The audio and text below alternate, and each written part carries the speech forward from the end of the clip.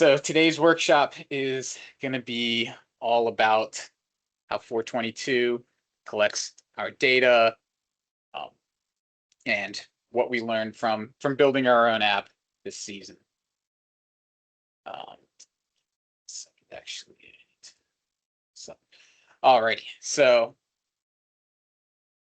did this series of strategy sessions last year, and they went pretty well. But definitely some lessons learned that we'll be implementing in this year's series of sessions. So yeah, this week's just going to be pretty much about what data do we collect, how do we decide on that, um, you know, how do we implement that into our app, how did we decide to build our own app, how do we run our stands when we're scouting. Next week we'll get more into alliance selection, both how do we make picks, what do we do when we're trying to get picked, how can we sell ourselves both on and off the field. Um, After that, we'll be getting into match strategy in a couple weeks, uh, looking at, from before the match, before even start conversing with your alliance partners, uh, how do we prepare for that conversation? Then when you're in that match strategy conversation, how do we conduct ourselves? How do we execute on that in match? And then how do we review it after the match? The week after that will be a fun one, kind of just walking through some of the best events 422's ever had, some of the most interesting strategical decisions that we've ever made in all of our time as a team. We've been lucky enough to be a part of some pretty cool, fun runs. So we'll kind of get into how we made those happen. And then the fifth session, still haven't really picked a topic because I wanted to just leave it open in case there was something a lot of y'all felt didn't get touched on in some of these others that you really want to hear about, um, or if there's just some other topic you're super interested in. As we get through these, we'll kind of get some ideas going on that. But these are going to be open conversations. Um, if anyone ever wants to hop off mute, ask a question, drop questions in the chat, uh, feel absolutely free to do so. We're gonna have a few questions for y'all to interact with today. So yeah, can get into it a little bit. So first, about me. Just realized my name isn't actually on the slide, but I'm Ryan Kaplan. I am 422's scouting and strategy mentor. I have been since I graduated in 2020. Past couple of years have kind of been the main years I've really taken on that full-on mentor role. Especially now getting into some media mentoring and helping with outreach in a lot of different places. Also this year was my first year as drive coach, which was definitely a fun experience, but a lot of learning had to happen there. I was 422 scouting lead, and that's a typo. I guess I was a freshman in 2016 was my first season. 2015 fall, I guess I joined, but up through 2019 is when I graduated. But I've been going to events for closer to 20 years now, just because both my brothers were actually on Team 1086 Blue Cheese, and they even went to events just to watch before they were even a part of FRC teams. I get dragged along and would cheer on teams, no idea what I was watching. But I've been doing this, going to events for really as long as I can remember.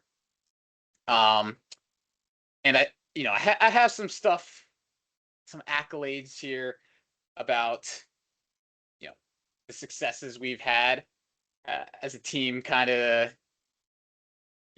show why I'm qualified to give this chat. But honestly, I think what qualifies me more is the years when we weren't as strong, because 422 has been a team that's definitely had up years and down years, which has given me just a lot of experiences on being in a team that's not as strong, that isn't in these captaining positions, um, and isn't competing at a world championship level. And then the past couple of years, it's been an incredible ride, getting to IRI finals, 3 division finals, a couple district championships. So, um, yeah, outside of robotics, I'm a data analyst at a medical supply distributor, and I graduated from Virginia Tech in December 2022. All right, so what we're going to go through today, as I mentioned before, we're going to be talking about why we scout and what we scout. How do we decide on what methods we're using to scout in an event? Take a look at our app that we made for this season, talk about what worked for us, what didn't. And then lastly is kind of building a scouting squad. How to manage your scouters, right? How to make sure they're engaged, how to make sure they're giving you accurate data, all of that. So, get us started. Deciding what to scout. Okay. First question to y'all. We're going to start with the basics. That way we can build off that. I know I said we're going to focus more intermediate, but I think it is important to hone in on a good foundation here. So, anyone in chat or want to come off mute, feeling brave, why do we scout? Give you all some time to type. Data drives decision making. Good. Yeah, go ahead. We scout to help us figure out if you're a captain, who to pick, and if maybe you're not a captain, who you might want to team up with if you get picked. Absolutely. Yes, alliance selection. That is one very important part of it. Probably what almost everyone would say is the most important part of it. Let's see what else we got here. Chat getting active. Build relationships with our fellow teams. I like that. Alliance selection. Yes, okay. Gabby says, make informed decisions for qualification match planning. Yes, match strategy also an important part of that. Predict who other alliances will pick. Definitely. Side scout. Yeah, a lot of good stuff going in here. I've kind of got 4 kind of main reasons listed as for the why, right? The main one, obviously, alliance selection. If you're a captain, you need to be able to make informed decisions on who is going to be the best partner for you, best partners, as you go into elims to give you the best chance of winning or achieving whatever goal it is that you set. As we mentioned, match strategy, right? Knowing who's strong, who isn't, both on your alliance and on the opposing alliance, so you can fit your teammates into the role that's playing their role that's going to be best for them, as well as if there's any counters to what the opposing team is going to be doing, you can understand that. Also, a part of that, the more matches you watch, the more you're going to understand the game itself. You might get ideas of different strategies you can try. Like, say you hadn't thought of passing before and you're watching how these other teams are passing. You're going to get ideas on how you can play the game or how you can counter those strategies that other teams are using. And then the last one is you can get design ideas by watching other teams. If you see a creative solution that you can get inspired by, maybe make some modifications on your robot before the next couple of weeks, that's another reason to be watching matches. So for everything we're discussing today, it's all going to relate back to the why, right? And every decision that you're making on what data am I collecting, what software am I using, it is going to relate back to, okay, I am collecting this piece of data because it's specifically what I'm going to be looking at for alliance selection, or I am, using this scouting software because collect auto paths, and I can use that for match strategy, right? So it's very important as we're getting into this, just remember the purpose of every single decision that you're making, right? You're not just looking when you're scouting to just be like, who's the best team? That doesn't actually relate to what you want to do, right? You want to find who's going to be the best alliance partner for you based off of your needs that gives you the best chance of winning. All right. So game drops in January. There's 3 questions that you need to answer as you're thinking about, your end-to-end scouting system, right? What do we scout? What metrics? Um, you know, how are we collecting it? Which is, how do we scout? What system are you using? Hardware, all of that. And then how do we use what we collected? Are we using it in match strategy? Are we using it to create pick lists? Tonight's definitely going to focus a little more on kind of the first 2 sides of those. So there's really 3 different kind of types of scouting data that we're going to collect, right? You have your in-match, quantitative, qualitative, and then outside of the match, your pit scouting and pre-scouting. Pretty basic here. I think don't need to spend too much time here, but your qualitative data is going to focus more on your actual actions. How many game pieces did they score? How much time did they spend doing something? Where were they scoring? All of that can be objectively measured through data. Qualitative is obviously going to be opinion based, ratings, comments, and we've been able to drive a lot more value in the past couple of years through capturing qualitative data than we were in the past, and it's been something that we've been stressing a lot more. And then pit and pre-scouting data. Pit scouting is actually not something that we used to do super consistently as a team. This year we did go back to it, and I did find it's helpful. We'll see as we get into the app, but you definitely need to be focused in on certain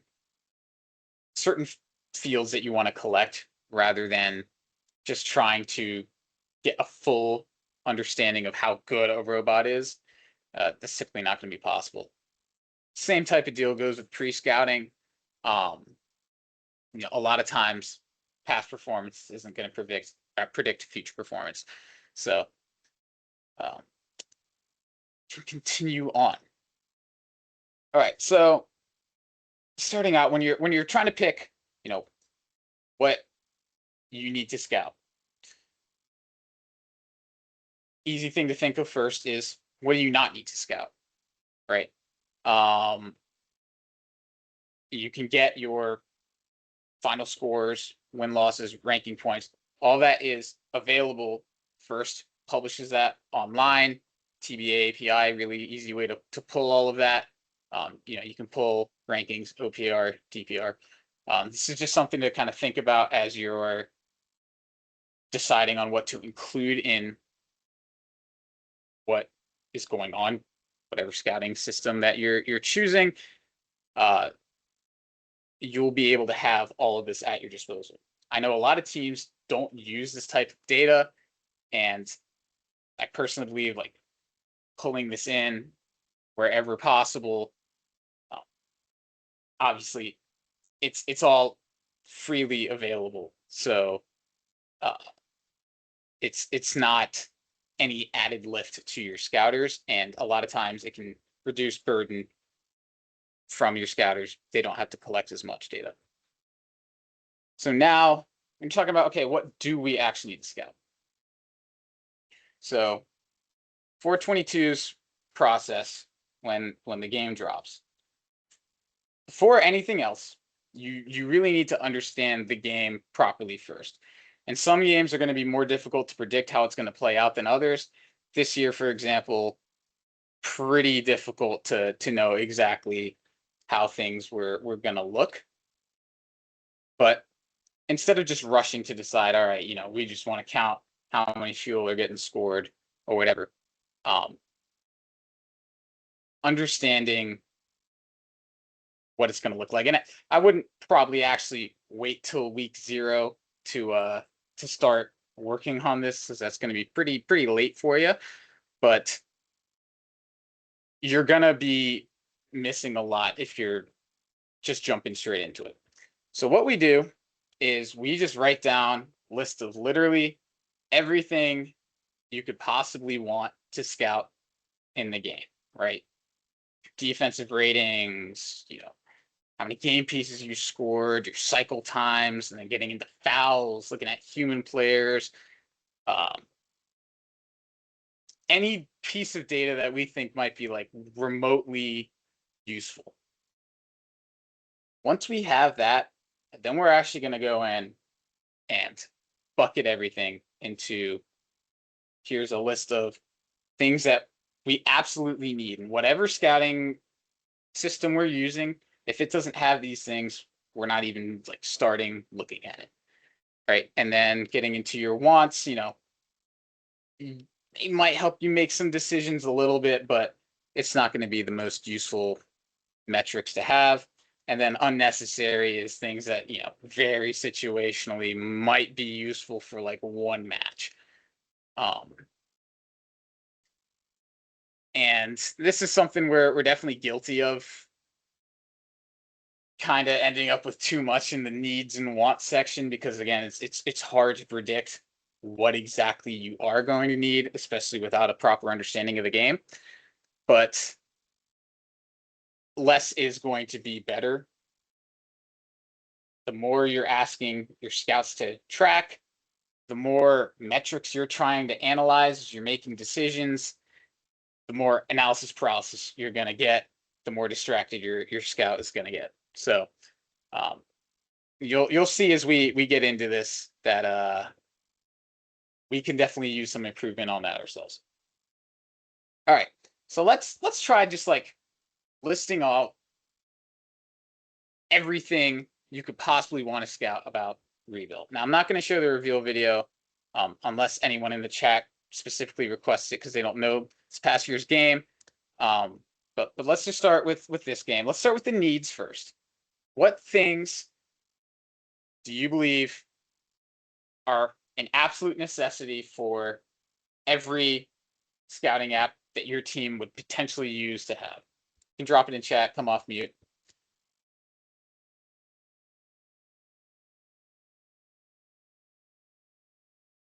Start simple.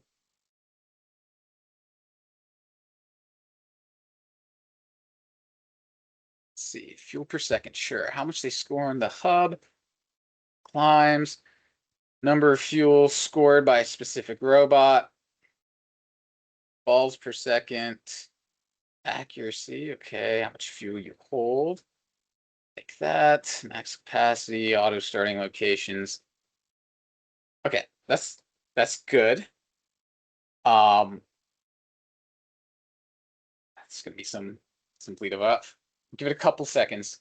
But what do you think wouldn't end up in that need bucket, but would be more of a want or even unnecessary, but you could maybe possibly potentially get some value out of?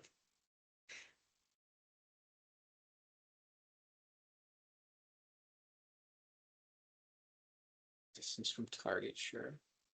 Want time spent in each zone, yeah, I like that. Auto routine. Okay, auto paths, bump versus trench. Yeah, yeah, I like that. So we can go to our next slide. So this is kind of, yeah, again, I said we needed some help trimming it down, but we came up with a lot on our needs section. Right. And some of this stuff is definitely not necessarily a need. Also, some of this is more like pre-scouting their pit scouting data rather than would be scouted in match. But obviously, yeah. First of all, fuel scored. Both autonomous and teleop, pretty self-evident. For auto, and I think I probably wouldn't call it an absolute need, but the auto pathing we did get a lot of use out of. Um, Specifically, when deciding on match strategy, not only trying to coordinate autos with our partner, understanding if autos are going to collide, which collecting auto paths can give you an idea if it's close or not, and then you're probably going to want to get into video. We'll take a look at that probably during our match strategy session, but also looking at your opponent's autos and seeing if there's any way you can counter it, if you can, sweep out in front of them first and clear the balls in front of them there. I'd probably say it's not a full-on need, but for us was a very, very, very nice to have. Scoring location, we had originally. These things in red are things that we really didn't end up using at all whatsoever. Climb level was another one. First couple of weeks, we weren't sure of the exact scaling of scoring that was going to happen. So, the climb points, whether they were going to be valuable at all or not. And then also with the rank points, obviously, is relying on multiple teams having climbed. Ended up being that everyone as a group decided on no climber, so it really didn't end up making any kind of decisions for us pretty much all year. Some things like pit scouting your auto align was another thing that we thought was a very important decision factor for us as we were looking at alliance selection. Understanding if there's defense on our side, if they don't have strong vision, it's going to make it a heck of a lot more difficult. Along with that, understanding who is the good defenders. So, where are teams playing defense, how long, giving that a qualitative rating. We also get a lot of value out of tracking technical difficulties. Anytime a robot breaks, you'll see we have a place in our app to mark it, and we will go get the information from that team if there's something that we're not clear about what broke, especially if we're closer to alliance selection, so we can know whether it's something that we think is going to consistently happen throughout alliance selection or throughout elims, or if it's something that can be fixed pretty easily. Driver skill was something we thought was very important this year, just qualitative, offensive skill, just because of how hard it is to quantitatively measure scoring in this game. And we'll discuss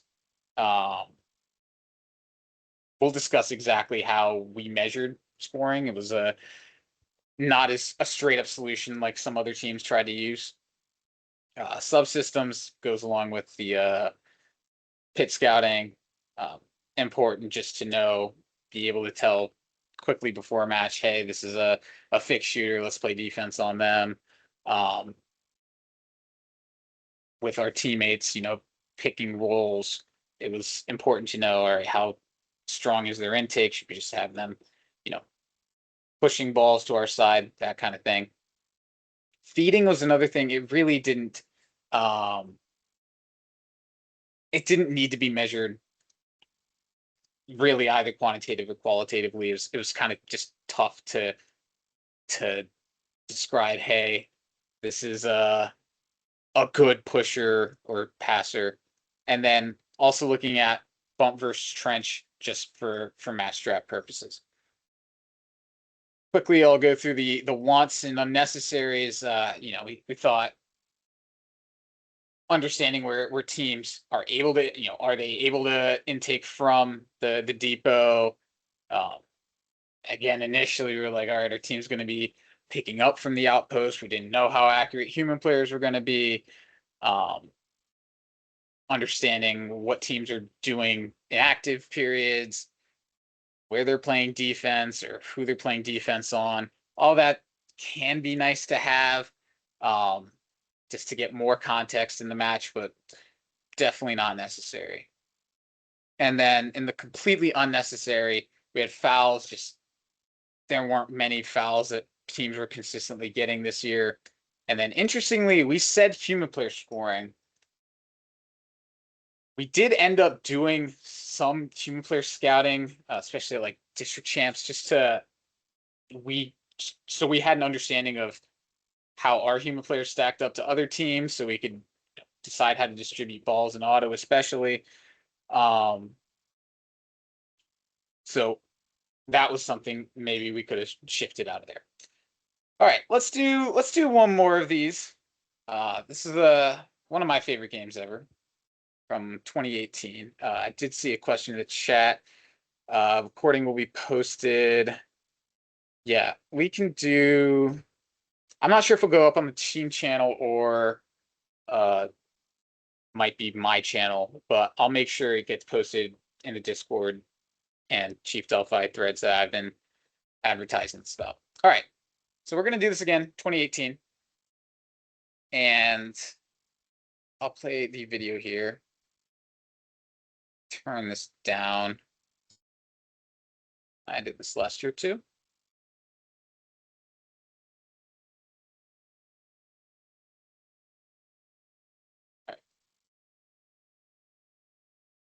So as you're watching this, I want you to think about what you're going to want to track.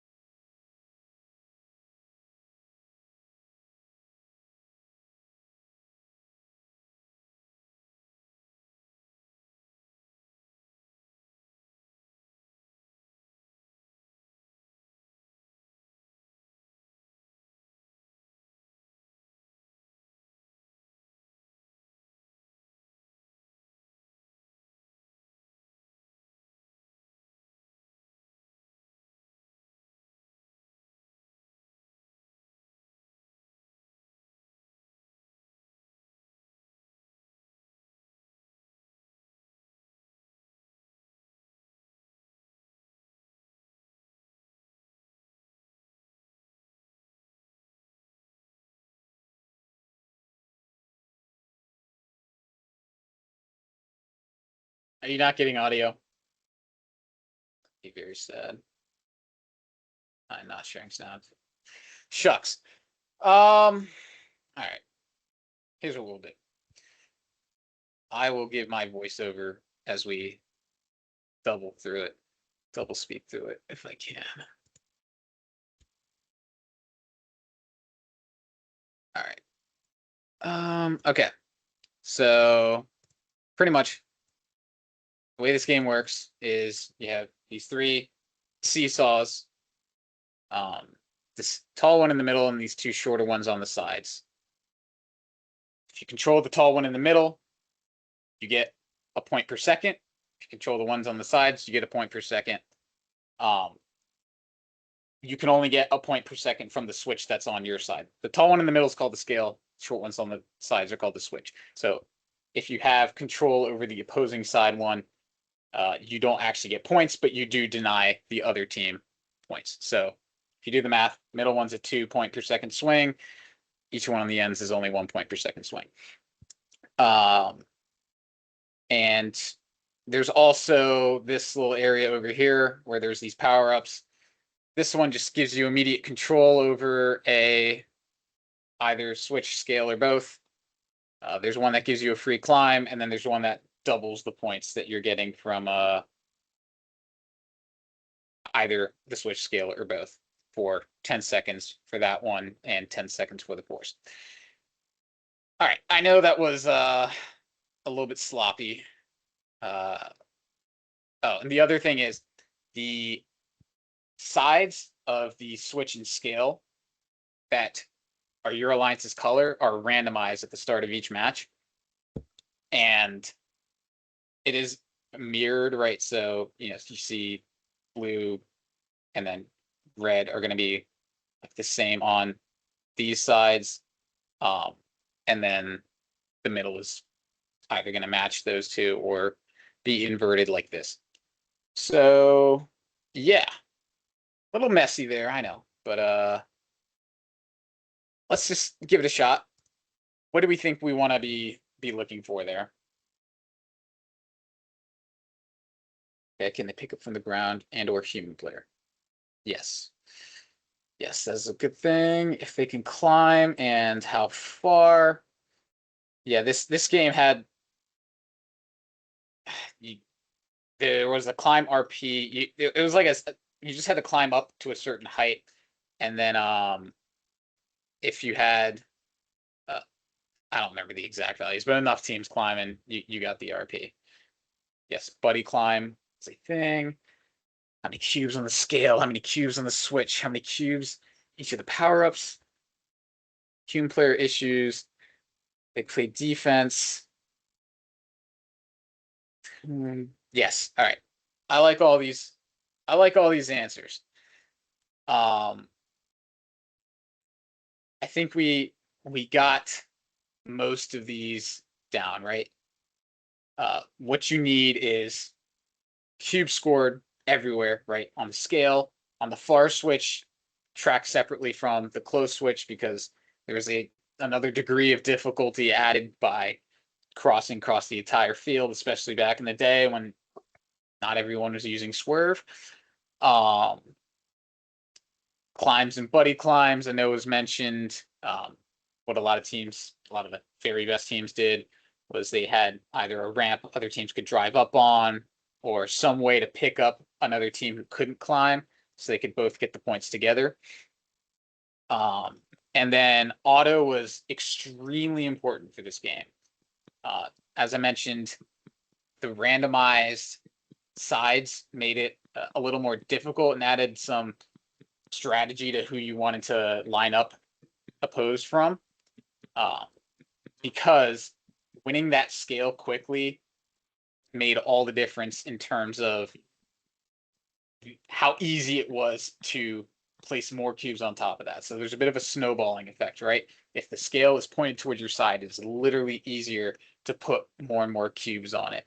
And so that was something I also had in the want section was second level scale scores. I'll also say like opponent winning scale scores. So as the game got, at a higher level and higher level, teams are filling up the entire first layer of the scale with cubes. Not too many teams had the ability to really effectively place more on top of that.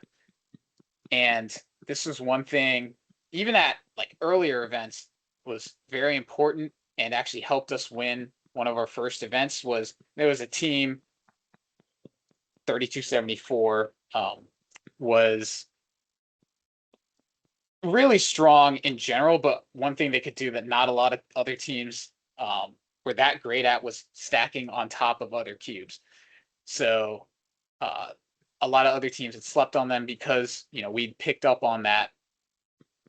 That helped us build an alliance from the 7 seed that was able to upset every alliance that we faced. So keeping track of sometimes these like non-obvious, like not straightforward meta kind of statistics can make all of the difference, right? Things that really affect the strategy that you're going into a match with. Even if they hadn't moved the most cubes, it's all about context of how would having them on an alliance affect our gameplay as an alliance, right? Other things was some teams could only pick up cubes in certain ways. That didn't end up being too huge of a deal. Misses and drops was a interesting one. I mean, we tracked it. It did help sometimes. It really gave more context if a team was broken, but they still have potential performance. A lot of times drops can tell you potential performance. Power up tendencies didn't really matter at all. Defense, there was some defense played. It was really more like just block off a side. Like there's choke points kind of on each side of the switch. So some teams would just kind of park and move back and forth, but you weren't allowed to blockade with multiple teams. And then, yeah, just like how many cubes they'd picked up is what it's in takes. And obviously you can kind of work your way backwards from that with scoring or drops. Okay, so that's kind of, the first step of deciding what methods you're going to use to scout, what software is having a good understanding of what you need in those apps, right? So for most teams, 100% recommend using something pre-made, right? You've built this list of needs. Look at the available options online and see how many of those boxes they check, not only of your actual data needs, but of your logistical needs as well, right? That means if you're at a venue, which there's a lot of venues, if you know a venue you're going to does not have any kind of reliable connection, your system needs to work offline first, right? And this is issues 422's had a variety of times when we're using online apps. If it can't work offline first, you're gonna run into issues. Another thing that's really important is it usable, right? I see a lot of apps online that are really cool and collect a lot of very cool data points, but if it isn't something that is easy for scouts to use and is pleasant to look at, honestly, it makes the experience more enjoyable if you give your scouts something that is nice to look at and somewhat fun to use, right? And then also you obviously need to know your limitations, right? Are you using tablets? Are you using phones? Are you just going to stick with paper and then use manual data entry? Do you have the manpower to run whatever system you're looking to run? So these are the kind of questions to look at. This is what our team has used in the past for my entire time as a student and a couple years after that. We used paper. But for a long time, we didn't even have data entry into a Google Sheet. We just used paper. We would have scouting meetings. We would pull out files from we had a big old organized bin. And there were some upsides to that, of course. Paper isn't going to crash, doesn't need internet. I guess you could have a pencil break, but outside of that, it really doesn't fail. But organization was really a pain in the neck, and data entry, when we did start doing it, we needed multiple people clicking away between every match. 2023 and 24, we used QR Scout, which, if you aren't familiar, just will have some like check boxes and counters that you can scale up. Pretty simple but very effective scouting app, where whenever you are done with a match, generates a QR code that you can scan, and it will transfer all of the information to whatever scouting system or analysis system you're using. And honestly, this is what I'd recommend a ton of teams use. It gives you typically all of the minimum needs. There's also customizability with it. If you need to add a field or take a field away, you can do that. The only thing for us is we had different kinds of data that we wanted to collect that QR codes just can't translate, like auto paths, timestamped data. So we decided to move on from that, and we went to Love It last year, another very popular app. Has built-in analytics, uses Cloud Sync. We did run into issues though with uploading, and they don't give you as much control over the analytics that are actually on it.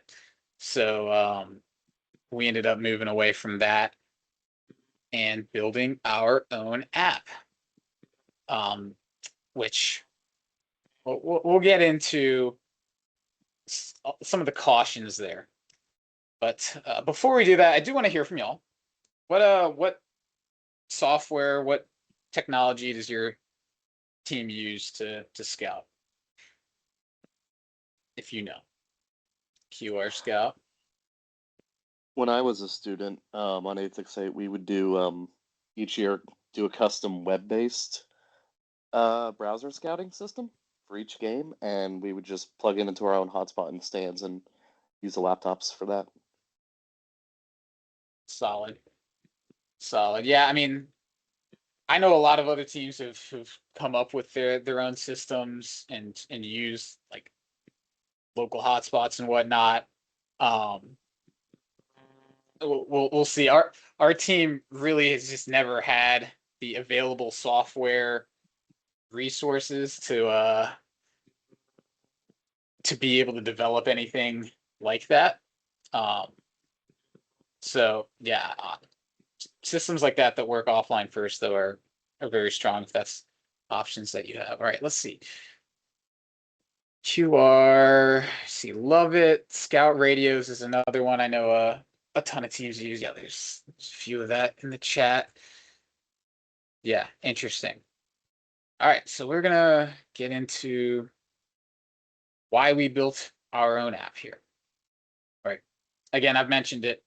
Very important for us. We wanted to make sure we were designed around offline first architecture. We could have done a better job with that. Honestly, we still ended up facing some issues, which we will get into, but we end up at a lot of events which don't have internet. Another thing we wanted to do is with every action, record the timestamp, record the location that it was happening, which gives us a lot more flexibility in the metrics that we're coming up with. Again, it gives us full control over the metrics that we use, obviously, and we can make whatever changes we want on the fly. With some of these others scouting systems, you have an issue, you're stuck with it. All right, how it got built. So our app, and if you've seen it before, you'll know, is 100% vibe coded. It is, right? I mentioned, our team doesn't really have the spare programmers to build a system like this. In the past, it was, something I dreamed of, but didn't really have the time to go down the rabbit hole of learning how to develop web apps or any kind of app in general, right? It's just not something I have experience with, anyone on our scouting team had experience with. Kind of just started with, I was just kind of playing around in Gemini and started building a new scouting app for 2025. Eventually, I realized, like, dang, this is actually able to do everything I want it to. So come 2026, we saw the solutions other teams were coming up with for really the main thing was how to scout fuel, and we knew, hey, we need to go with our own solution here. You'll see divide coding not perfect. We did encounter some bugs, and the other thing is you still 100%, you can't just tell it make a scouting app, right? You need to walk it through step by step of everything that needs to exist. In terms of the actual like tech stack, for storage, it's using Firebase as well for hosting as well. Just on like the free plan, and it's part of the reason why I wanted to scale it to release it to all teams, but it doesn't have that capability right now. And it is just a React web app that we downloaded on all of our tablets. All right, I guess it is already break time. Okay. Let's see, we're about 45 minutes in. So we're gonna take like 5-ish minutes here. We got a quick Kahoot for people if you want to join in. Let me pull that up. I don't have any prizes today. Maybe in the next couple of weeks I will. After this, we will actually take a look at the app. I'm going to mute this because no one else can actually hear it.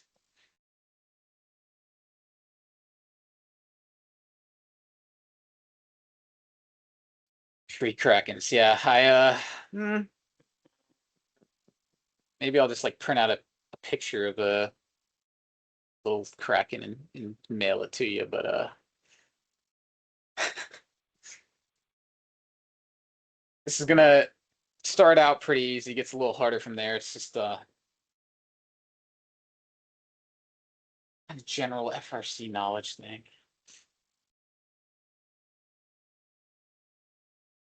We're too sure. Yeah, I was thinking about seeing if we have some spare shirts in supply. Probably not gonna mail them out, but I could promise if you make worlds, assuming you're not from Chesapeake, I could give it to you there. We'll see. I'll mark down the winner, but also latency might make this a little bit interesting. All right, join up. I'm gonna start it in like 30 seconds.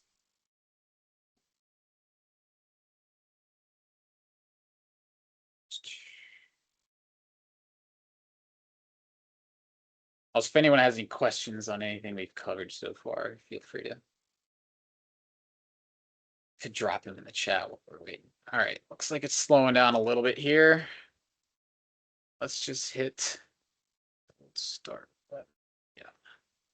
We hit, all right, we're at 20. Cool. First question. Let's see. And yes, the recording will be posted on YouTube. What does FIRST stand for? Hope we can get it.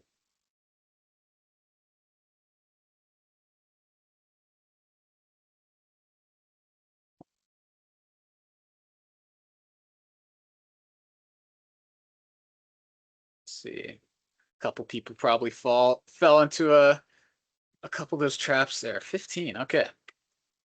All right. And I'm glad we kept this not too difficult, because I do know we have some pretty new folks in here. Question 2, 2024. Who was the winner? Do you know your stuff?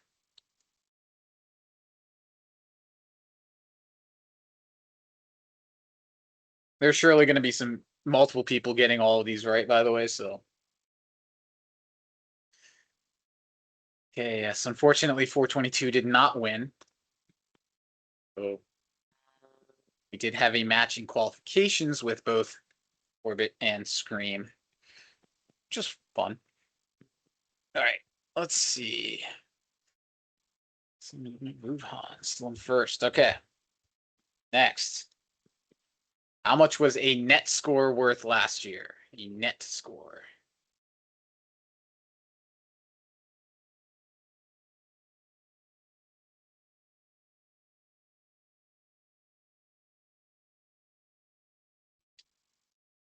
Okay. 15 people got that right. Good job. Yeah, Gabriel. Unfortunately, if we had the option to have 4 of us on one alliance, we definitely would have won, but they didn't like that. All right, next question. During auto in 2026, how many points did level 1 climb worth? Pretty rare. Did happen sometimes, though. Okay, 16 people. Let's see it. Okay, pulling away a little bit. Team has the most Einstein appearances.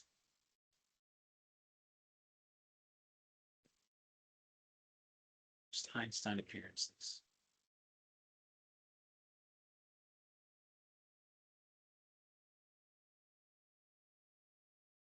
Yes, they're tied. All right, 18 people got that one. Closing in a little bit. All right, last question. Who did we make division finals with and IRI finals with? Both.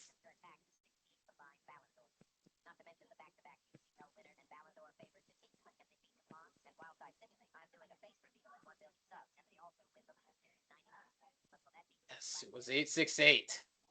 449 we won district champs with.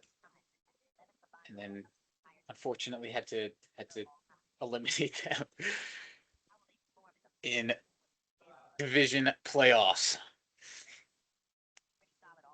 All right. Let's see. Who we got? Abby in third. Bert in second. And oh, this is a crazy animation. Ruhan in first. All right. Cool. I'm just gonna like leave this up for now. They've changed this a lot since I was in since I was a student. All right. Let's get back to it. So our app, this is just a quick overview of everything that's in it. For data collection, obviously, in terms of live match scouting, we have quantitative data, qualitative data. We also have our pit scouting, as well as a section for pre-scouting and video review built into the app. We set up, as I mentioned, offline for storage, QR code transfer as well for offline data storage, cloud sync when available, just because again, there's things that don't get included in that QR code, and as an emergency backup, CSV and JSON export. For analysis, we have a team lookup, we have leaderboards, we have some charts. Honestly, this didn't end up working very well, and we also do pull in just like the rankings from TBA directly. And then in terms of decisions, we have a match strategy view. Not going to look at that today. Do that in a couple weeks. Pick list builder, same deal. Line simulation, same deal. And path planning, same deal. Okay, let's go take a look at it. All right, so this is the app. As I mentioned, a lesson we've learned is making things simpler is better. The more you can take away from a scouter that could easily get distracted, the better. And the more that you can easily understand at a glance, the better. There's a lot going on here, right? We have some alerts up here if your data's missing, and this does look different for scouters and scouting leads, but so they wouldn't actually see all of this. But yeah, we can jump into the settings real quick. So like when you're setting it up, we have different team members. Let me not leak that for too long. Different team members that can join and have their own account set up, and you can actually schedule them in directly into a scouter schedule here, where we use 1 hour slots and just assign people, an alliance station that they're going to be watching for an entire match. Right? We pull in schedules and match results, all of that good stuff from TBA, have an API key baked in right here, pick what event we want to look at, all of that good stuff.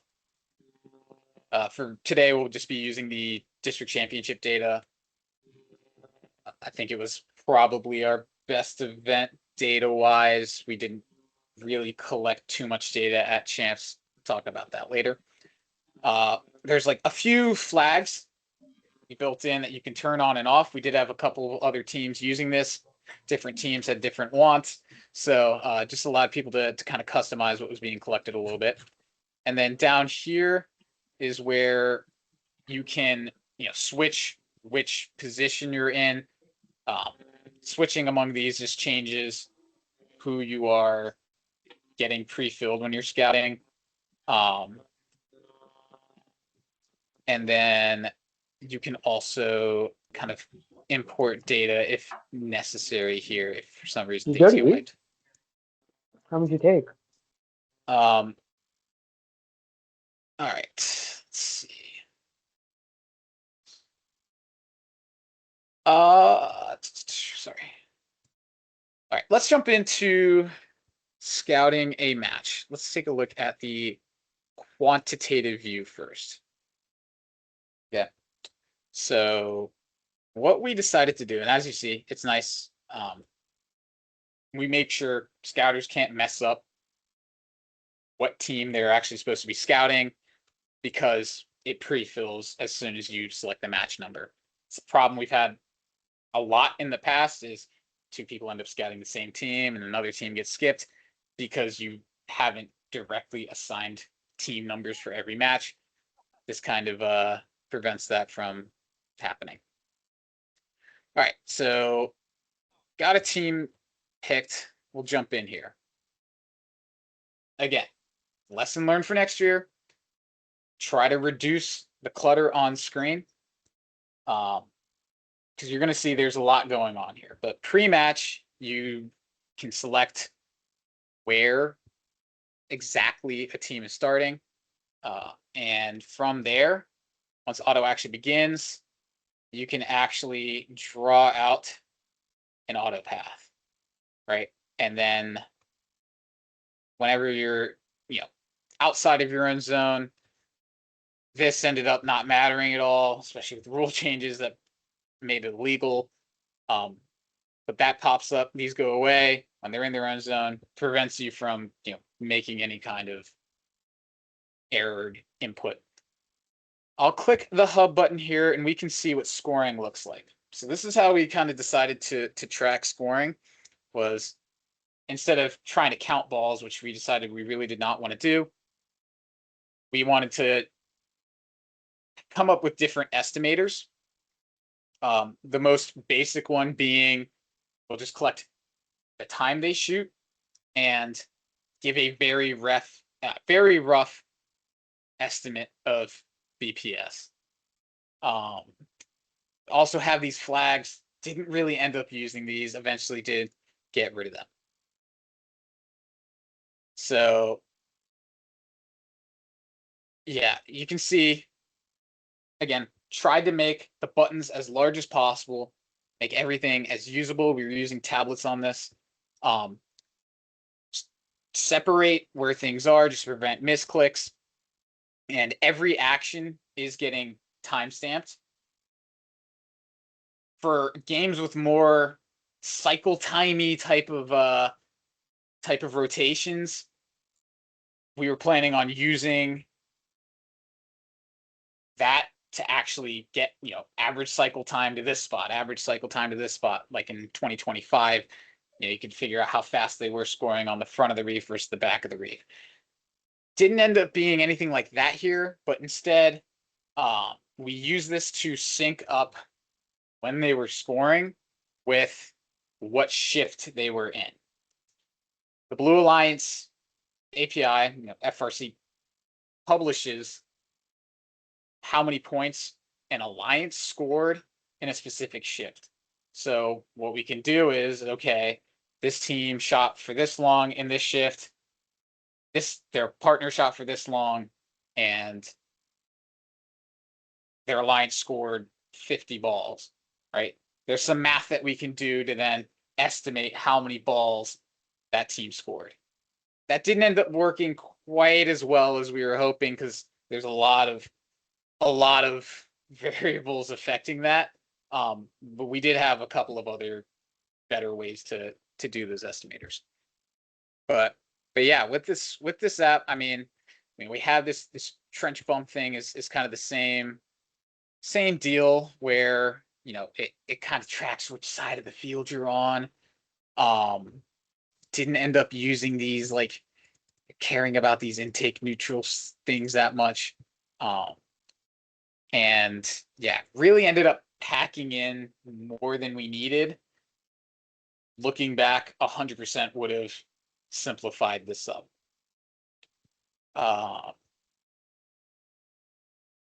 Climbing was another thing, it didn't really happen that much, but it is, like, climb data is available through the TBA API. But we wanted to know, like, how long are teams climbing, right? So it was like you hit this button to start it, and then once you finish, then you would hit that, right? We can take a look at the post match. This is another thing we didn't really end up using, was this kind of shooting location. The purpose here was like, all right, they're like a team who shoots from in front of the hub. So if we're playing defense, we know we need to, block that section off. Didn't end up using that really. It just ends up being, a lot of these are just better off being qualitative fields that your qualitative scouts just know when you're asking them, right? And something that you put in the notes rather than having all of these different, already available metrics. They can kind of edit their BPS guess, and you can see here, this is gonna change the number of balls that were estimated to be scored here. You can see, and there are some weird issues because I let that auto go on for so long, is why it's kind of bugged there. But you can add events if you have an issue. You can change the timestamps on things. A little bit complicated, but does give you pretty fine control of any issues that you might have had in match. You don't have to worry about trying to fix it in that moment. Another thing that was huge for us, as I mentioned, is we can flag whenever a team breaks. It'll pop up with an alert. Hey, this team that's in an upcoming match with you just had an issue. Go check on them, and we can do that. And if they need help, we can help them. All that good stuff. You can also flag any data issues that you're having. I'm not going to submit right now, but when you do submit, as I said, generates a QR code, tries to sync it as well. Let's real quick just take a look at the qualitative scout as well.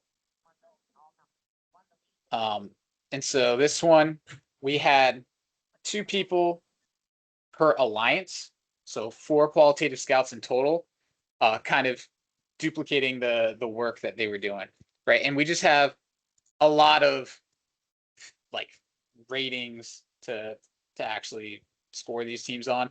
We didn't end up using all of these again. Kind of left in a couple of these extra ones for this, but this is just an easy way for us to, we'll see when I look at the metrics, compare teams just off vibes, right? So you have defense ratings, all this just on 1 to 5 scales. More important is the notes. These qualitative scouts were, tasked with giving more detailed notes than the quantitative ones were. And same thing with just like notes on their driving skills, all of that. So 2 people per alliance, they'd be working together to kind of divide up what they were doing here. And you can also mark, hey, yeah, they were having brownout issues, they were disconnected for some of the match, all of this good stuff. This type of data honestly ended up being like equally useful with the quantitative, right? Because in a game like this, as I mentioned, it's like estimating the ball scoring ended up not being the most accurate way to go. And we'll take a look at the our analysis. So this is our analysis column. Got a ton going on here. Our analysis table, excuse me. A ton going on here where there's some data that we're pulling in from TBA. Statbotics data's having issues right now. And then there's all these like weird kind of solvers. I can pretty much all these are all doing is looking at the timestamps that teams are scoring, breaking those into those periods, and then solving systems of equations to try to estimate how much all these teams were truly scoring. Some of these did end up being pretty decent. The solver one is completely broken right now just because I disabled it, but this is the one that was bad. These other ones did end up being pretty solid. We can compare like OPR to this one, it's called XG Baller, and then what the distributed does is it goes back and actually just based off of this rating and based off of the true scoring in the match, just kind of proportionately assigns parts of the score based off of the proportions of the total rating that they had. And it ended up pretty solid. I can get more into that math after this if people really want, like after our time ends here. But yeah, a lot going on here. And the issue we really ran into was, say you're going to make your pick, right? It's like, all right, what do we look at? Right? You've got so many different metrics, and then you also like, here's our qualitative. You can look at qualitative offense, defense, all of that. And the thing we could do with like qualitative defense is, all right, you want to only look at the teams who are actually playing defense. You would pull up defense times like here and say they're playing 20 seconds a match, and then look at it that way, right? And so you have all these different fields to compare. And this was, in my opinion, the hardest game to scout since I've been involved in FRC, just in terms of the sheer number of game pieces scored and the fluid strategy. But we really should have had a better way to just hone in on, here's like the 5 or 6 things that we care about. Like, here's the 5 or 6 metrics that we care about.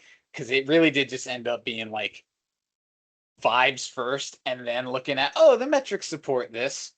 Kind of just reinforcing whatever biases we had coming in before we actually looked at the data, rather than starting data first and then using opinions from there.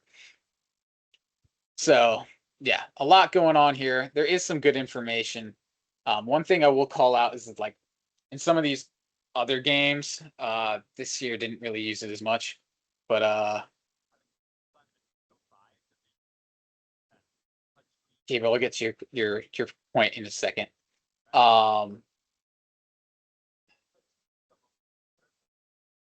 We look at not only like means, right? A lot of teams fall in the trap of, oh, we're just looking at averages when we're making these decisions. But averages aren't good, like perfect predictors of Elim's performance, which when you're making alliance selection decisions, you need good predictors of Elam's performance, not just good predictors of tiebreakers of who's better on average. All right, so we'll also look at medians. It's another measure of average, but then also looking at their third quartile performances and all these different stats, and then also their maxes, right? What are their peaks? Third quartile tells you when they're, you know, the third best match pretty much is a good indicator of something that they can perform somewhat repeatedly throughout elims. So we found that that's like around where the sweet spot normally lies. All right, don't want to get too much more into the math. I'll show off kind of our team lookup. Where, here we have photos, pit scouting information. We have just some upfront numbers for you. EPA is still not loading. And we have a few different tabs where we can see like notes and qualitative results, whatnot. This is a good spot to go for a match. If I wanted to see notes on our alliance partners, I just pull them up there. Same thing as we're pick listing. It's you obviously want a way to be able to pull the individual match history from a single team. Beyond that, we can take a look at our pit scouting.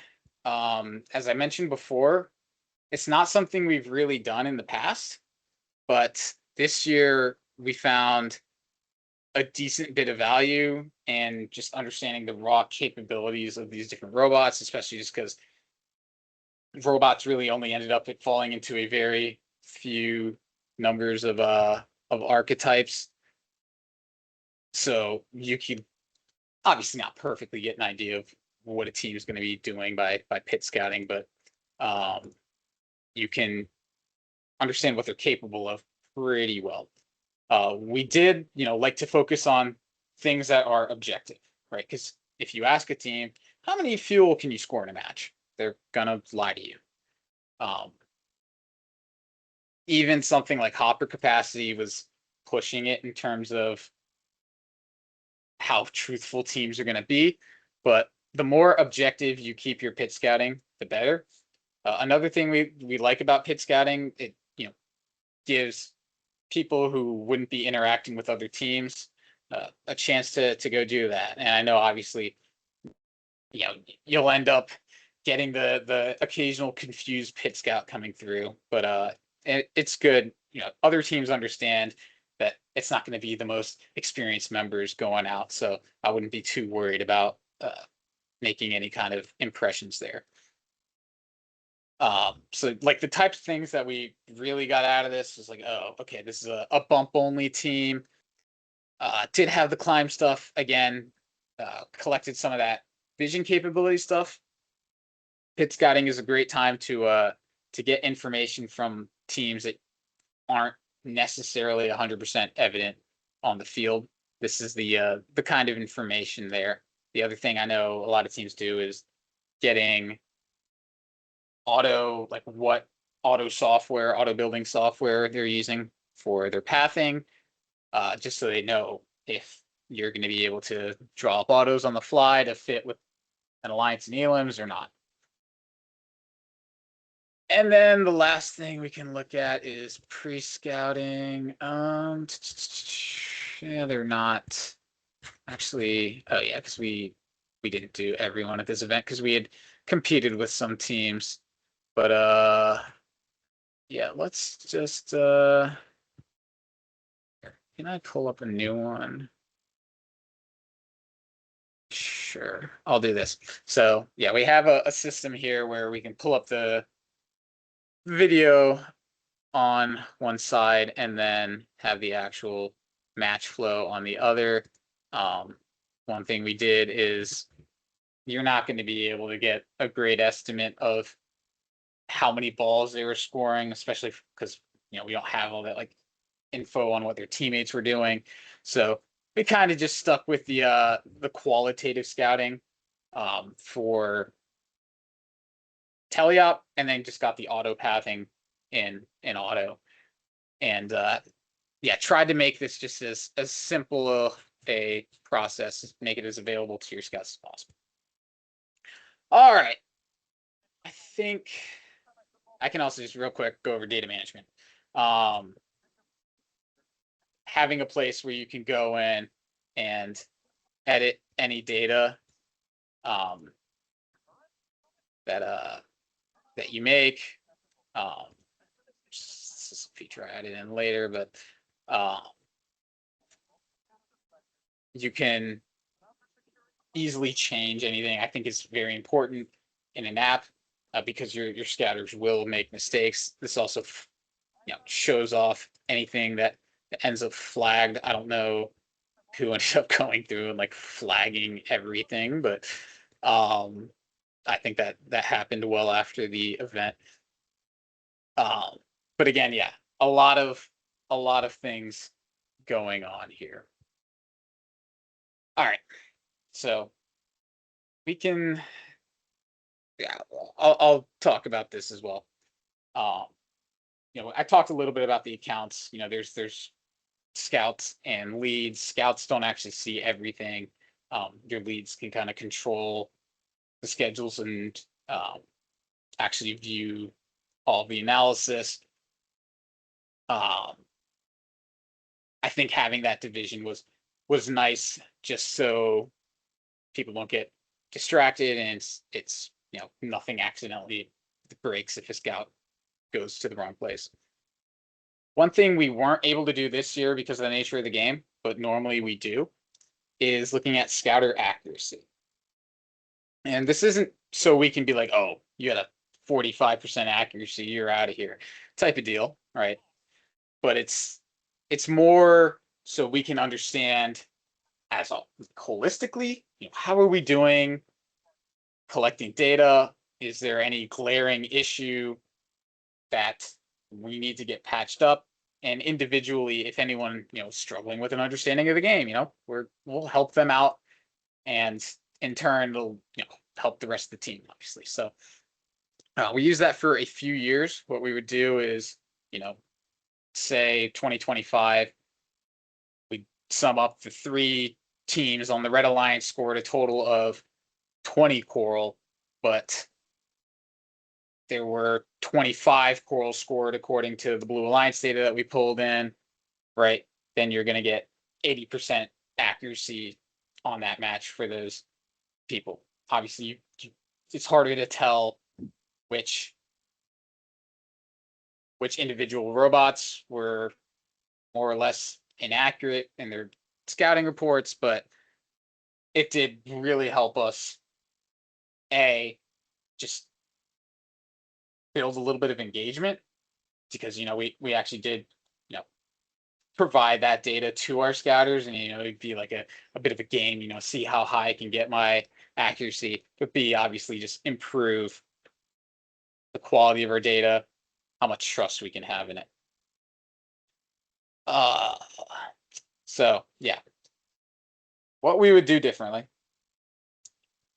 starting with the boring stuff first. What issues we had with like any kind of data transport and sync were pretty frustrating to deal with, because if you lose data points, you obviously you can't do anything. It's frustrating for the scouts because they know that whatever work they just did isn't going anywhere, and it's demoralizing, right? So I think really ensuring that you have a good foundation on your data structures, um, on whatever method you're using for export, that's really what you got to get right first. As I said, I kind of started experimenting with this from last year, and then ended up kind of porting things over to this year, and so it didn't really work that well. Don't get too carried away adding all of these crazy features, right? A lot of the stuff that I built in could easily live off the app. Um, some of it is nice to have, but a lot of the stuff, especially in match and a lot of those analysis columns, make it just adds confusion, and in the heat of competition, it's going to make it way more difficult to make decisions on the fly.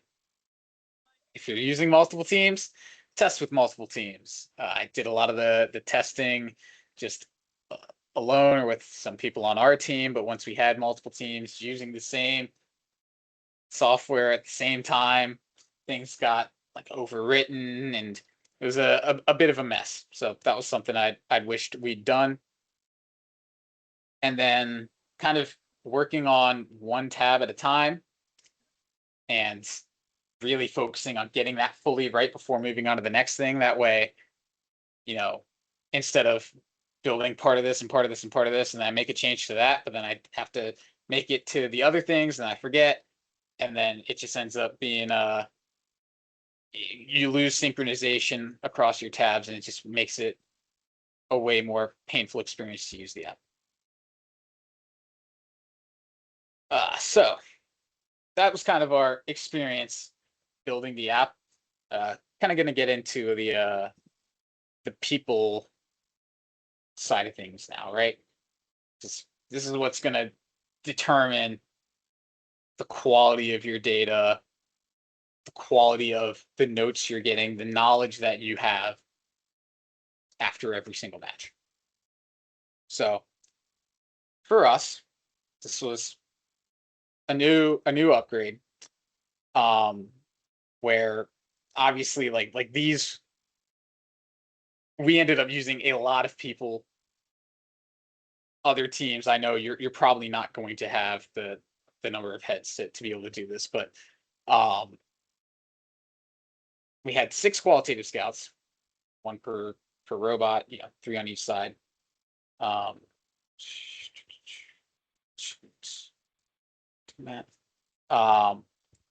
4 qualitative scouts, 2 per alliance. As I mentioned before, a scouting lead to kind of help things facilitate. And then this year we didn't end up having backups at every event we went to, but having the extra qualitative scouts, I do think really helped those notes shine a little bit more.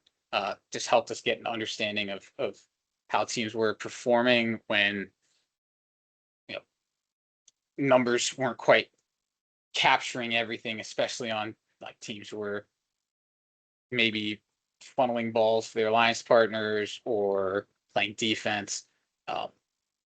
Just because this game was so fluid, having that understanding was super helpful. We can get into, yeah, I mean, I've hit on this, right? But your qualitative scouts are really focusing on anything that numbers can't capture. I think we looked at this enough. So things that make a good scout, right? First and foremost, not getting distracted in match. It's something we see a lot, but you really need to make sure your scouts are focused on it, right? A lot of times scouts will be watching a team. It's really mostly a problem if your team is also in the match. They end up watching your team, missing a couple scores. With the way our data was set up this year, scouting was set up this year, we really couldn't afford that. Typically, though, you just need to give a reminder before the match, especially if your team is in that match. Hey, just make sure you're focusing, and they can typically do a good job. Being well practiced is something that's extremely valuable. We'll see in a second when I get to our training slide, but we put a lot of emphasis on making sure our scouters are ready to roll before our first match or first competition of the year.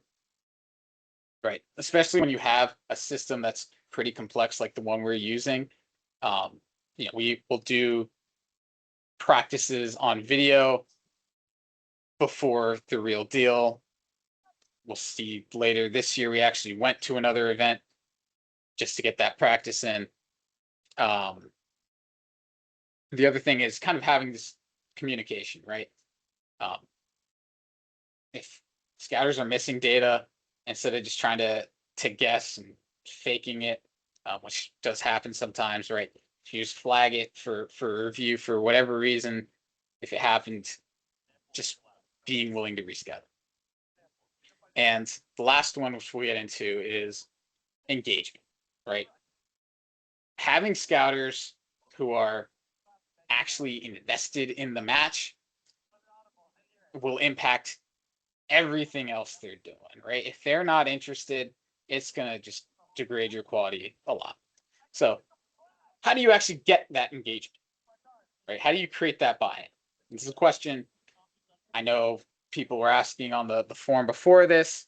I've gotten every single time I've done one of these types of presentations, and it's there isn't just a simple answer to give, right?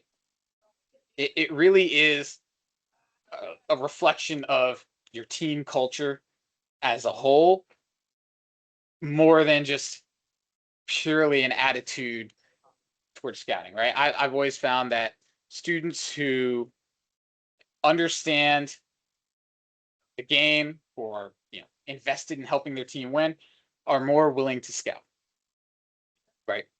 So that's just one thing, right? Naturally, being successful is going to create more buy-in. Obviously, that's easy to just say, but one thing we do, like I personally really try to make scouters understand, is that scouting shouldn't be any type of burden or punishment, right? And it's kind of how your team presents scouting is gonna kind of determine how the scouters view it, right? If they view it as, you know, a job that they have to do to be able to do other things, they're not gonna like it as much, and they're gonna half-ass it, right? One thing we kind of do is we try to give our scouters the idea of what's actually being used with their data, right? Instead of just using them for data collection, actually using them, getting their opinions, um, walking them through like how data powers your strategy decisions.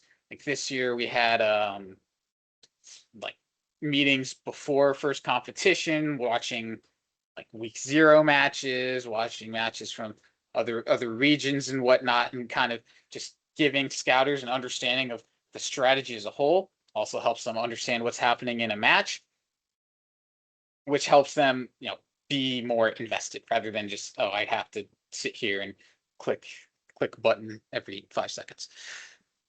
There are some things you can do at competition to kind of help that engagement. They're not like perfect solutions.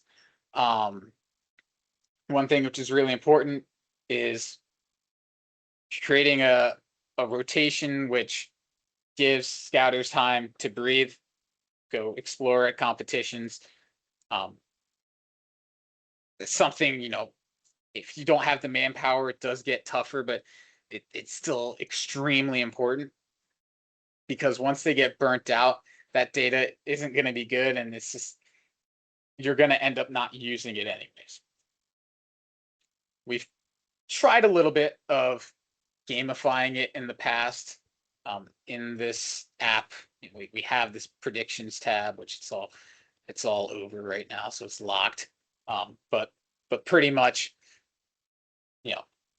getting them involved in fun types of ways, right? Like we would have them, oh, you can bet who's going to win the match, how many total points are going to be scored, kind of automatically generate lines based off of the like EPA data it was pulling, anything like that. We have kind of struggled just with the manpower to run it. Our scouting team was very involved in other roles beyond just scouting last year. Like I was tribe coaching, lead scouts were both impact presenters, one was human player. So we didn't really have the bandwidth to also make sure, oh, is the betting working, and give out rewards and that kind of thing. But it's an idea I know a lot of teams have done similar things. Simbucks in the past. It's not a perfect solution though. I wouldn't like bet your money that, oh, if I just do this, my data is going to be so much better. People are going to have so much more fun. Um, it does still take some of that cultural investment first. Another thing I personally really like to do, and I think helps engagement a lot, is actually talking with your scouts as the matches are happening, right? Um, if you are more experienced than them, they don't really understand what's going on. You know, helping them know the game, makes it more like watching a sport than doing a job, right? It makes it more fun.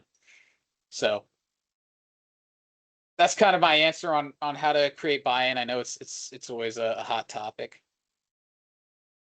Already touched on some of this, but for training, um, we've tried different things in the past. We've kind of come up with a system where, before events, once we have our scouting app decided on, before events start, we'll get together, we'll watch week zeros, we'll start training them at first, without actually caring at all about, oh, they're late on their presses, just getting them familiar with the apps, whatever we're using.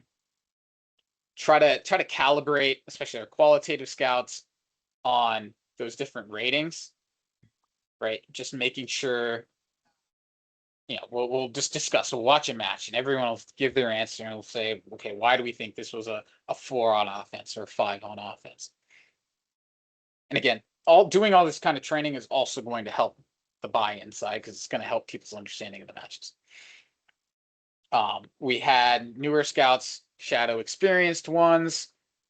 Even we had experienced rookies helping out newer scouts who hadn't done anything before. That kind of gives the rookies, a little more purpose and helps them get more involved.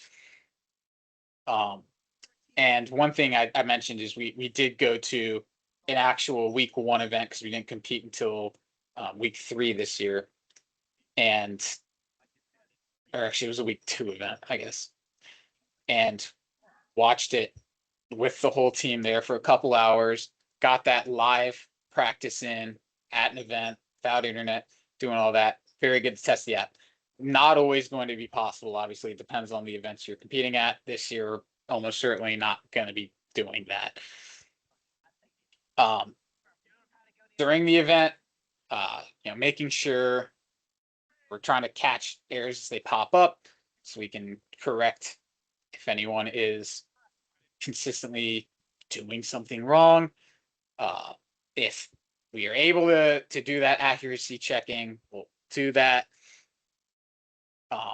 And then also a lot of times we'll end up, after an event's done for the day, going back and video scouting any matches that we missed or that were flagged for bad data. And then after the event, we'll kind of just do our recap, right? Our scouting team will get together, say, hey, here's the changes we need to make to the app.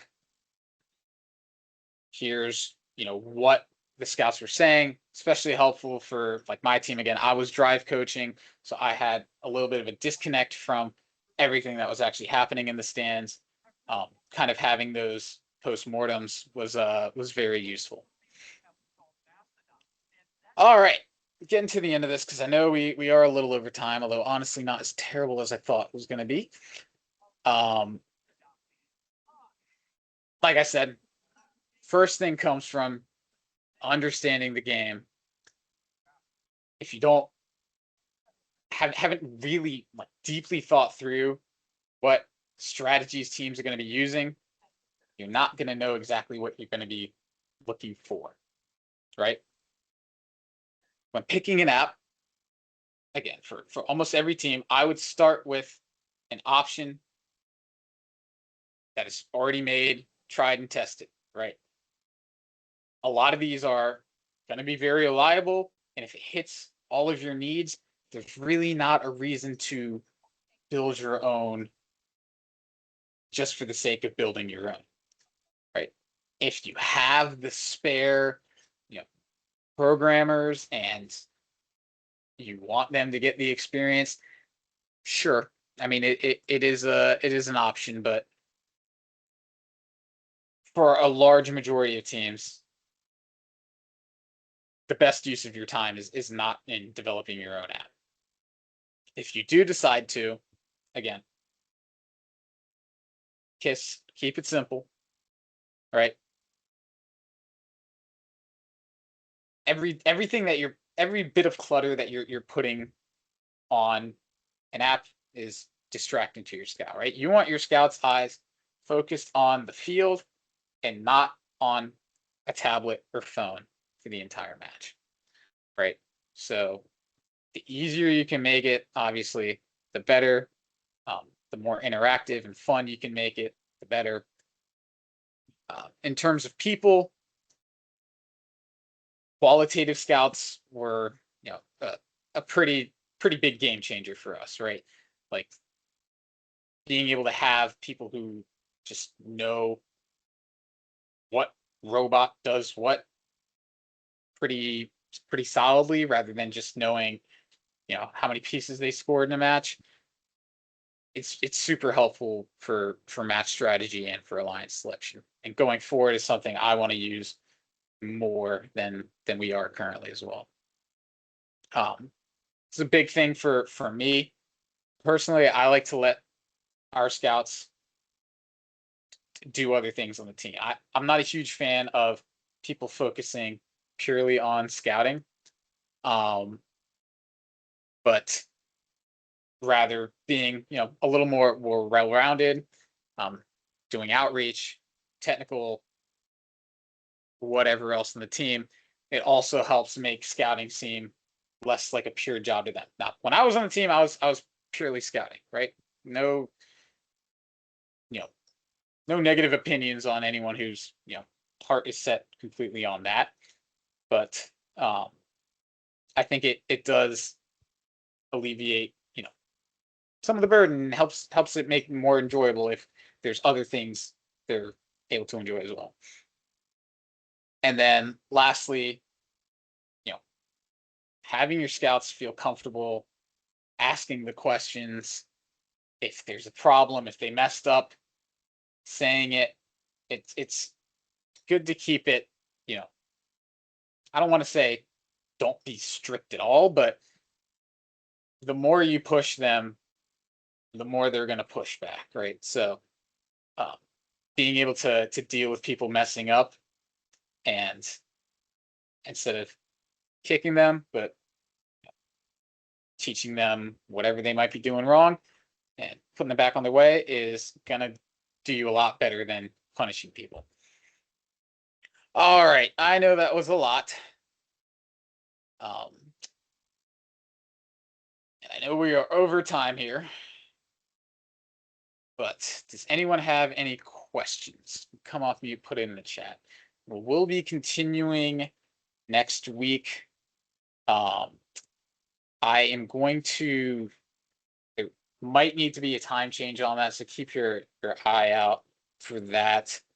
I will get that figured out hopefully in the next day or two, but I do have something that might overlap at the very start of it, so might need to bump it back a little bit. But next week we'll get into a little bit more of the actual decision making, talk about some of the metrics that we're using there, and also talk about, as I mentioned earlier, how to get picked, which is something we've learned a lot about, especially in the past couple of years, even being a captain, seeing what some of these other really good teams are doing to sell themselves to us. All right, got some questions in. Is the app publicly available for other teams to use? So I mentioned it briefly earlier. It's built on the data storage that we're using. It's a free version. We can't handle that many users I have a system set up that can like approve other teams at this point in the off season. Um, everyone is probably good to use it. If you just want to mess around, there also is like a demo mode. I'll drop the app link here, but yeah, pretty much it's we're not going to be able to handle a large number of teams using it all at once, but feel free to explore. Where the recordings are these? They'll be posted on YouTube. I'm not sure exactly which YouTube they'll go into, but we'll put them in the Chief Delphi thread in the Discord where this was posted. Probably put it up on Instagram as well, wherever you came from.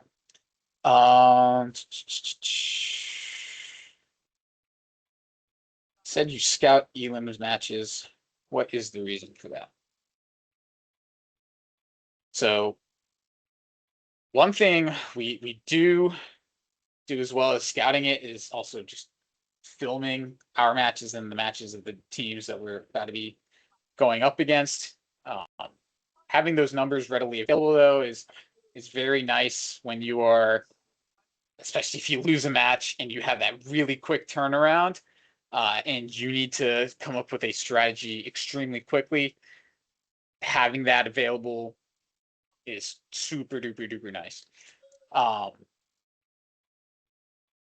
There's been times where we've kind of come up with strategies because of what we saw other teams doing, and whether we were actually facing that team and wanted to counter them or whatever. We'll talk about some of that in the match strategy and maybe more in the fourth week putting it all together actually.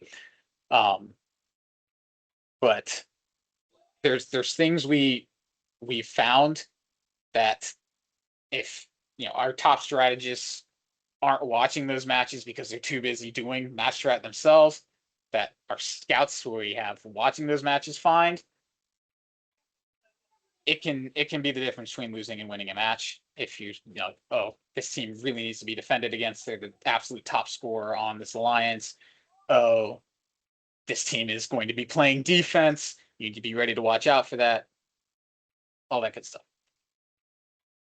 Did you guys use for getting data from the scouters' devices onto the app without internet? Getting data from the scouters' devices. Yeah, so there was the QR codes scanning. I didn't actually go over that. That was one thing. I am on the wrong bed here. Let me do. Let's do district champs. Second. That's fine. So you can see the QR codes for all of these. It would like cycle through them because there was a lot of data that we were collecting. And there is a scanner that would just grab them and download them as they popped up. If you really needed, we didn't really do it ever, but you could theoretically do like file exports. It is an option. Like click this. There is where oh yeah, these are the file export. So we did have that option. There were some events where we were able to get internet, but I will tell you that is a bit of a trap because it's going to cut out a couple times and you're going to lose data because of that and not really realize it.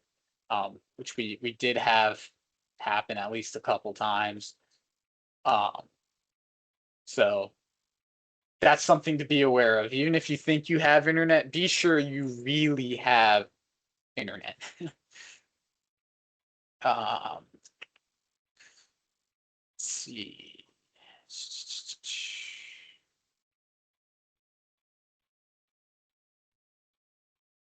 Yeah, I'm going to. How do you make your full team understand the value that scouters have, like from the scouters themselves, the mentors / coaches as well?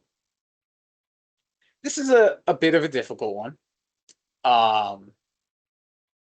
because it can be pretty hard to showcase. Honestly, the best thing you can do is just win, right? But I think doing some of the things that I said that I was doing before competitions, where you know you're showcasing, here is the strategies that these other teams are using, here's why they're doing them, here's why they made the design decisions they did.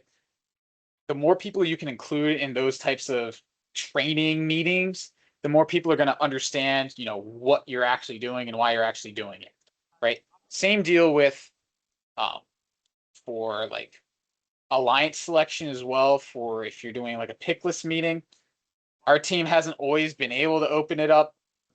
A lot of times it's just because of physical space, but the more you can connect the data collection side to the pick list side to, you know, obviously that's going to directly correlate with how you perform in elims, the more easily people are going to make those connections in their head. So if you have the physical capability of making those open spaces, maybe if you can require other people to just listen and not talk, um, a lot of times those are interesting conversations. Uh, a lot of times people do have valuable input they can put in. It's just sometimes you end up with too many people trying to talk at once. So uh, a little bit to a little bit of a word of caution on that one, but pretty much the more you can connect results to the actions that are actually causing them, the more buy-in you're going to get.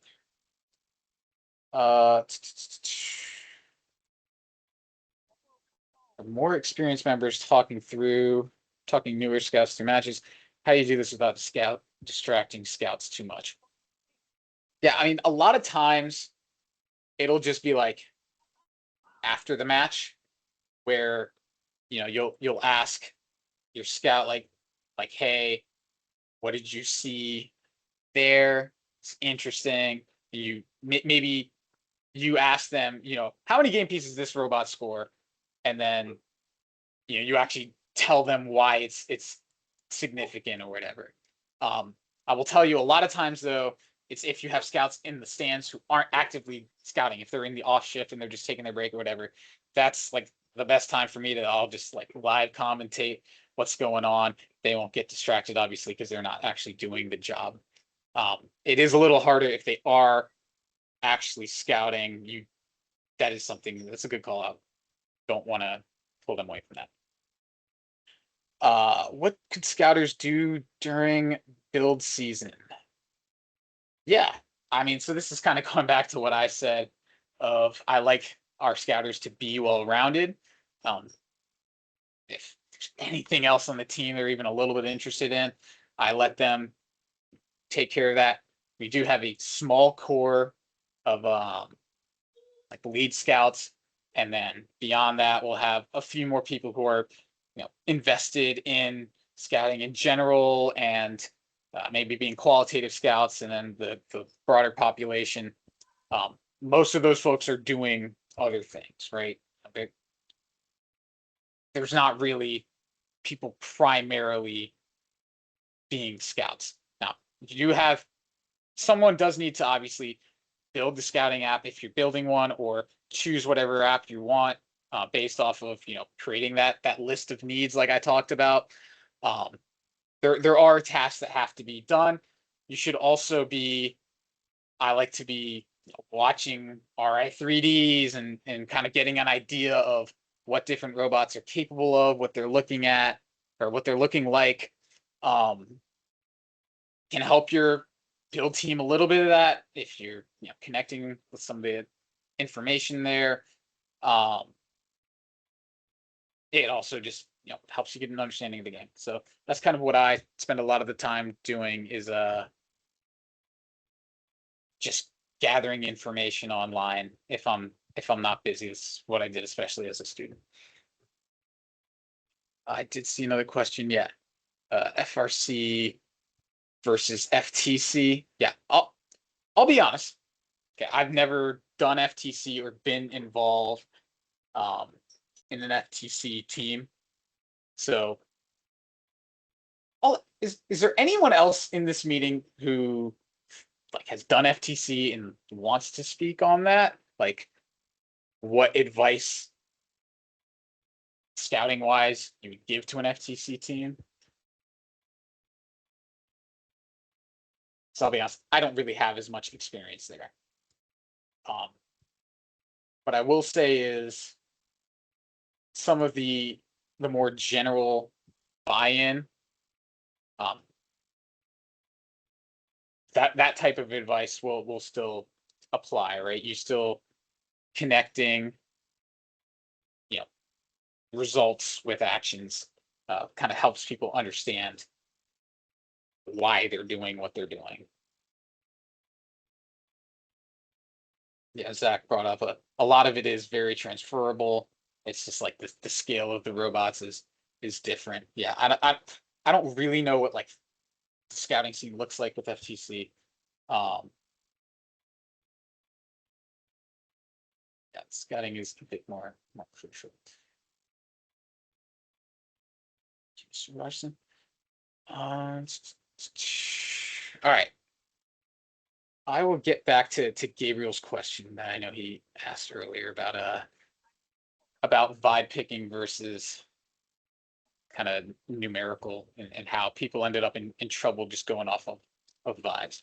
And I'll agree with that pretty heavily, honestly. I mean, there were a lot of teams that look super similar, and this is why this game was so difficult to scout, right? If you go watch a match of 1678 and you watch a match of 2481 and you're like no counting anything, you're just who scored more, you're not going to be able to tell, right?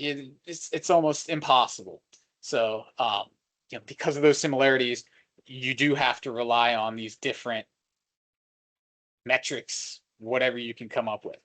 I do really think though that the metrics a lot of teams were using were not good. Like I don't know if other teams really had a good experience with trying to count balls. I know some teams did things like the +1, +3, +5, +10, whatever. I know some teams had like little sliders that you pull it a little bit if they're scoring slowly, pull it a lot if they're scoring quickly. And you really have to get a good feel for that before you're actually accurate at all. That's just why I think for a lot of the certainly like macro level decisions, so like teams were kind of messing up uh what they were actually picking off of. But I will agree. I think like I know you guys had like P Ridge and all of that. Um and having strong any kind of like strong quantitative variable that you can really trust in was worth a heck of a lot this year. I think EPA wasn't fantastic, but it wasn't bad. Uh, OPR was generally pretty solid. Most years, OPR it really depends game to game. This year was definitely you score a ball, it's worth a point.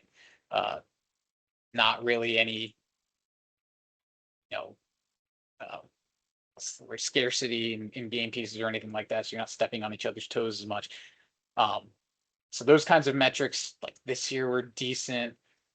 Last year, were Um, but obviously, you could rely on your own scouting data then. So I'll definitely say in general, because next year's game isn't going to be this year's game. I like to trust the data more than I just trust vibes, right? Because it's very easy to get the vibes wrong. And if you do things you can do to ensure your data is accurate, that's not going to be wrong. So, all right, okay. For a team with a large amount of students, do you still think a pre-made system is better than a custom system?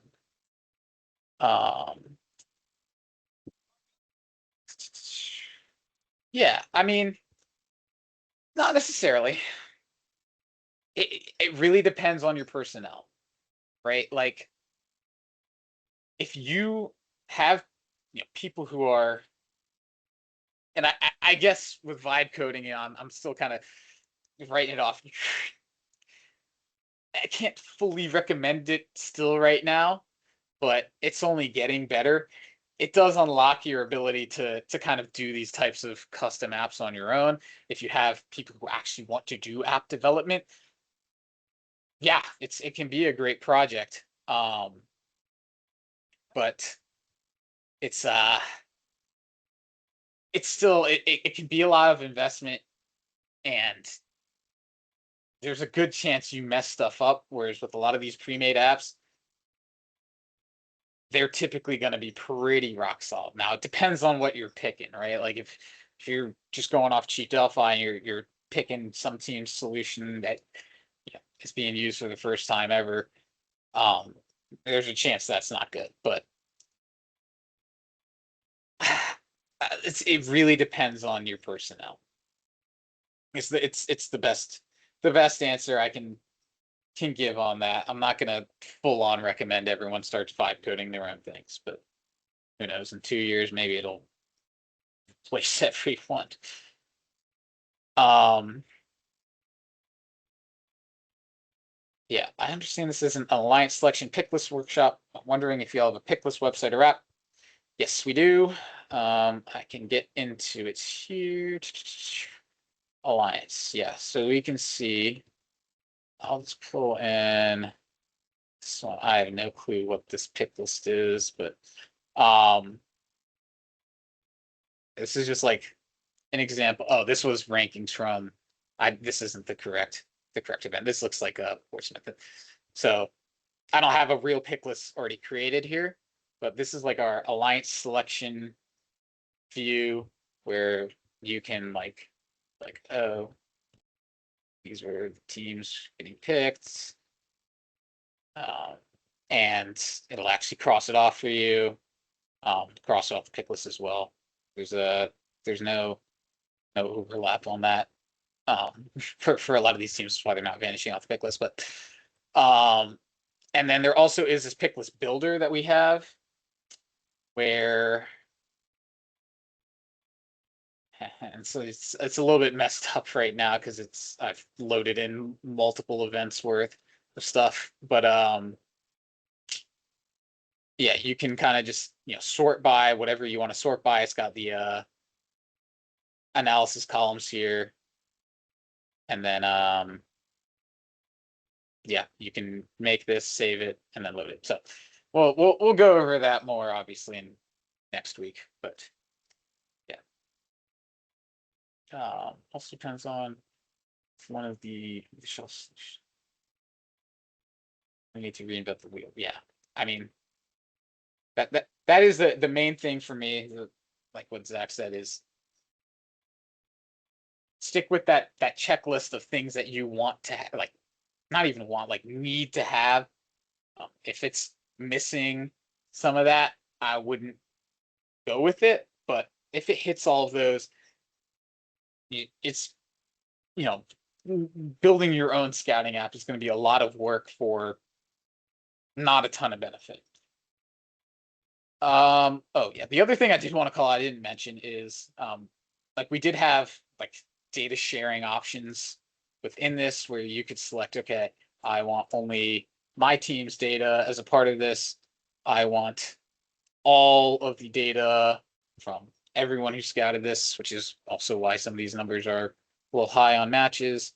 Um, Pre-scouting data isn't loaded fully correctly on this, but or early in event if you wanted to include both, that is an option. So that was just another thing we built in the app. I know like Love It has something very similar, so kind of just stole inspiration from that. All right. Any other questions? I think I hit a few of the things from the interest form. Let me pull that back up real quick. Kind of just make sure I didn't miss anything on that.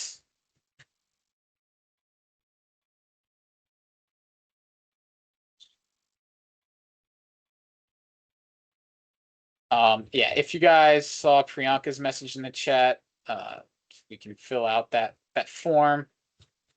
That's going to be super helpful for us, especially as we're doing these in the future, knowing what you guys enjoyed or didn't enjoy, and if there's anything you want us to do differently next week, definitely let me know. But yeah, I'll scroll through these questions real fast. But I think I hit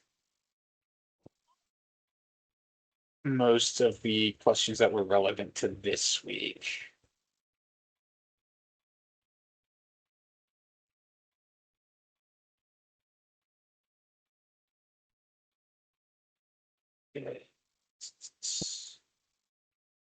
Alrighty. Yeah, I think we're pretty well over time here. Okay, sweet. Hopefully you guys found this one helpful. I know the next 2 weeks are going to actually get into some of the thought processes that we have in our decision making on alliance selection, on match strategy is going to be a little more interesting. I think the most interesting one is going to be in a couple weeks when we're actually putting all that information together, looking at specific matches from IRI, looking at alliance selection, that sort of thing. So hopefully you guys enjoyed this. But yeah, I will see you all next week, hopefully. Thank you all.